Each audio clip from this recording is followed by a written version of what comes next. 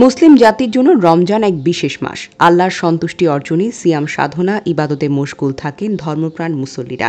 পুরো বিশ্বের মুসলিমরা একইভাবে সেহরি করে রোজা শুরু করেন এবং সূর্যাস্তের পর ইফতারের মাধ্যমে রোজা শেষ করেন।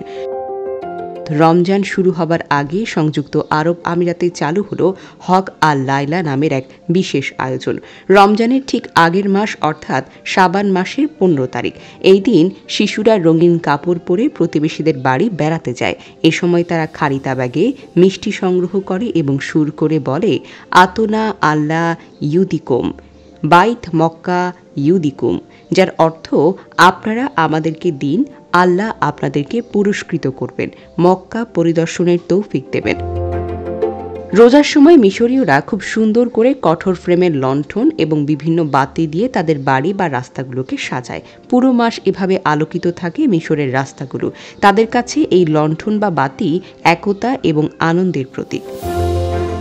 রমজানের সময় সেহরির আগে মসজিদের মাইক ব্যবহার করে কিংবা রাস্তায় গান গেয়ে বা মানুষজনকে ডেকে জাগিয়ে তোলে বাংলাদেশের বেশ পরিচিত একটি দৃশ্য।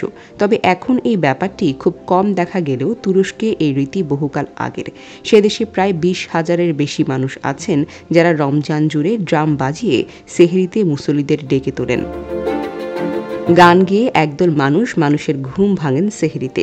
তাদের মরক্কোতে ডাকা হয় নাফারাস নামে। একসময় তারা ঐতিহ্যবাহী পোশাক, গান্দৌরা টুপি এবং একজোড়া চপ্পল পরে প্রার্থনার সুরে ধীর গতিতে হাঁটতে থাকে।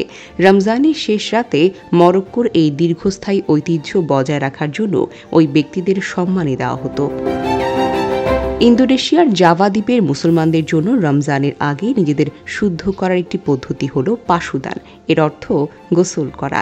রমজান শুরুর আগে ইন্দোনেশিয়ার মুসলমানরা আশেপাশের প্রাকৃতিক পুকুরে গোসল করে, নিজেদেরকে পরিষ্কার করে।